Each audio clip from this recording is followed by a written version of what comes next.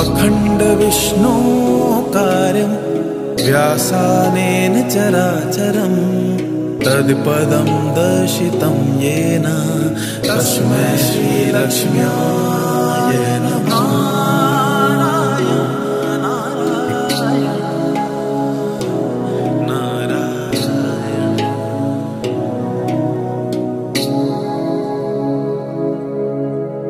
अखंड विष्णु कार्यं व्यासानेन चराचरं तत्पदं दर्शितं येन तस्मै श्रीलक्ष्म्याय नमः।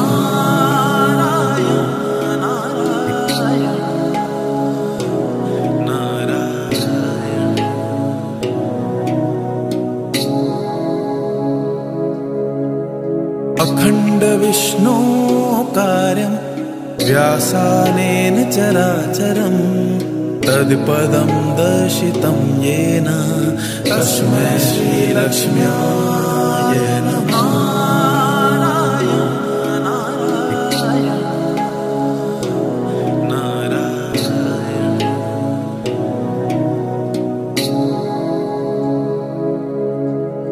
अखंड विष्णु कार्यं व्यासानेन चराचरं तत्पदं दर्शितं येन तस्मै श्रीलक्ष्म्याय नमः।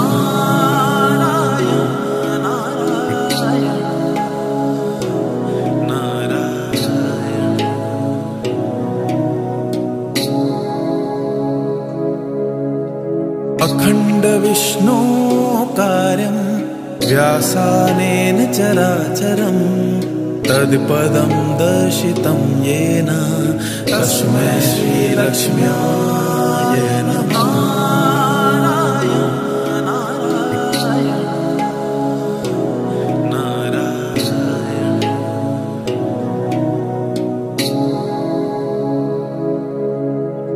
अखंड विष्णु कार्यं व्यासानेन चराचरं तत्पदं दर्शितं येन तस्मै श्रीलक्ष्म्याय नमः।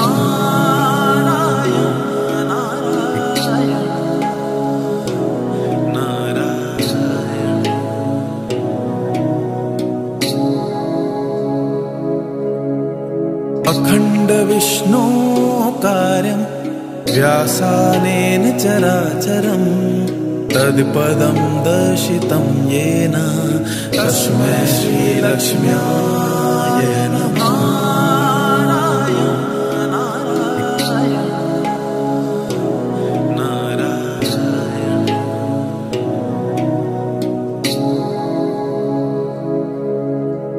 अखंड विष्णु कार्यं व्यासानेन चराचरं तत्पदं दर्शितं येन तस्मै श्रीलक्ष्म्याय नमः।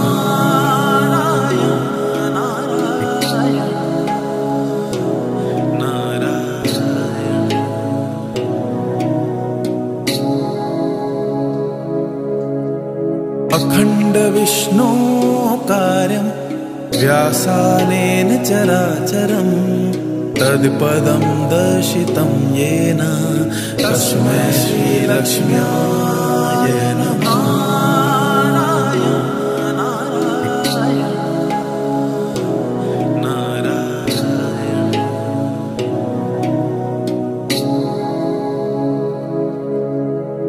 अखंड विष्णु कार्यं व्यासानेन चराचरं तत्पदं दर्शितं येन तस्मै श्रीलक्ष्म्याय नमः।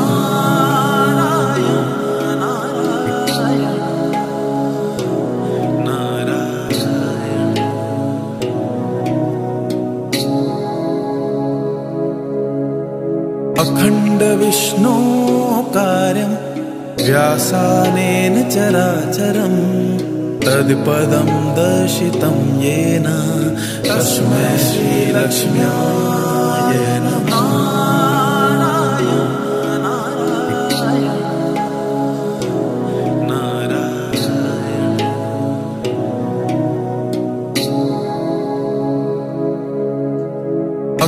अखण्डविष्णो कार्यं व्यासानेन चराचरं तत्पदं दर्शितं येन तस्मै श्रीलक्ष्म्याय नमः।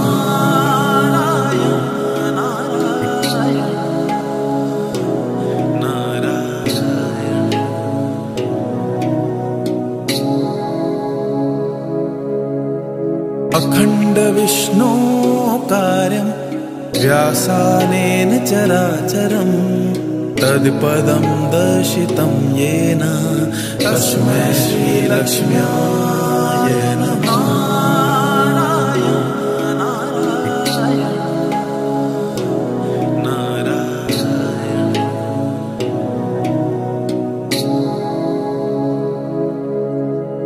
अखण्डविष्णो कार्यं व्यासानेन चराचरं तत्पदं दर्शितं येन तस्मै श्रीलक्ष्म्याय नमः।